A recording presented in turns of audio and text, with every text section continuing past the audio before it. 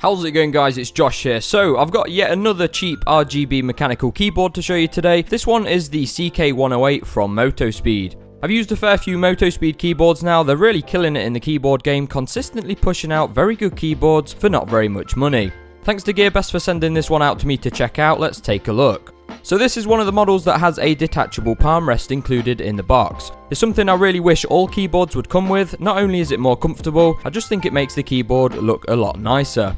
It snaps on. It's probably not the best quality palm rest ever, as it doesn't have any matte coating on it like the CK108 does. It's just plastic, but it's still a nice inclusion. Also in the box we get a keycap puller and an instruction manual.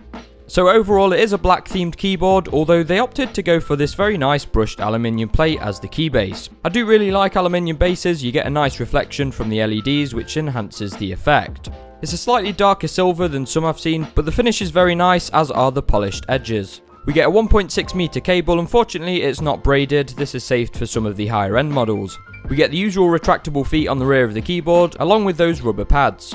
Overall it's a pretty chunky construction with no flex whatsoever. So it is a US layout keyboard, and font wise it's pretty much full gamer style. We have these funky looking arrow keys, and the shift and caps lock look like they've kind of come off a spaceship. It may not appeal to all, but it's fairly common to see on gaming keyboards nowadays. The keycaps are made from ABS.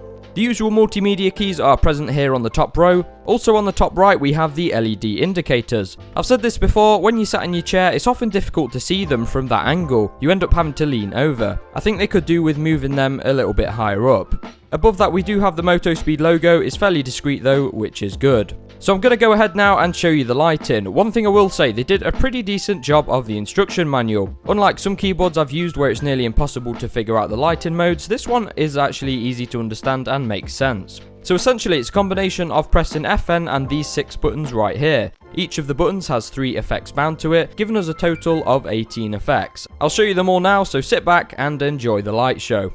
The first is FN plus delete.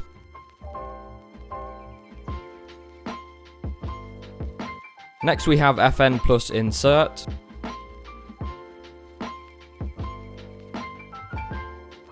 FN plus end.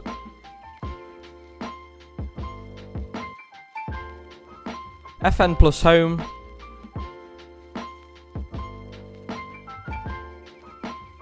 Next we have FN and page down.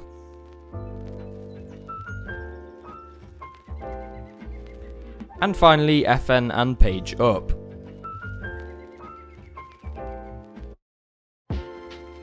For all the effects we can change the speed with FN and the plus and minus keys, colour with FN plus the right arrow key, flow direction with FN and the left arrow key, and finally brightness with the up and down arrow keys.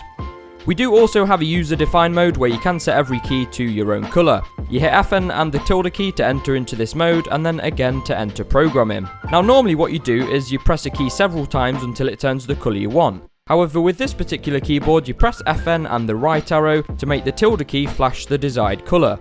Once it's flashing the colour you want, any key you press will turn this colour. I guess it makes sense if you're trying to cover large sections of the keyboard, as you don't have to keep pressing a key to cycle through the colours. To save your preset, just hit FN and the tilde key again. Overall, very pleased with some of these effects. You should definitely find one you like. I'll be honest, it's not the brightest keyboard I've ever seen, as the LEDs are recessed beneath the key base, and I wasn't overly impressed with the rainbow effects. Although this is a 16.8 million colour keyboard, they could have blended the colours a little better here. If you look closely you can see all the colours, although from a distance it kinda just looks more like red, green and blue. Still, a lot of customizability for a keyboard of this price. It should meet most people's needs. We'll move on to typing experience now. So it uses Altimu blue switches, although it is also available with blacks. I'm a big fan of Altimu switches. Honestly, there's a lot of hype around Cherry MX. You're really not missing out on much. In my opinion, these are just as nice to use. They're very clicky, as you'd expect blue switches to be. Here's what they sound like.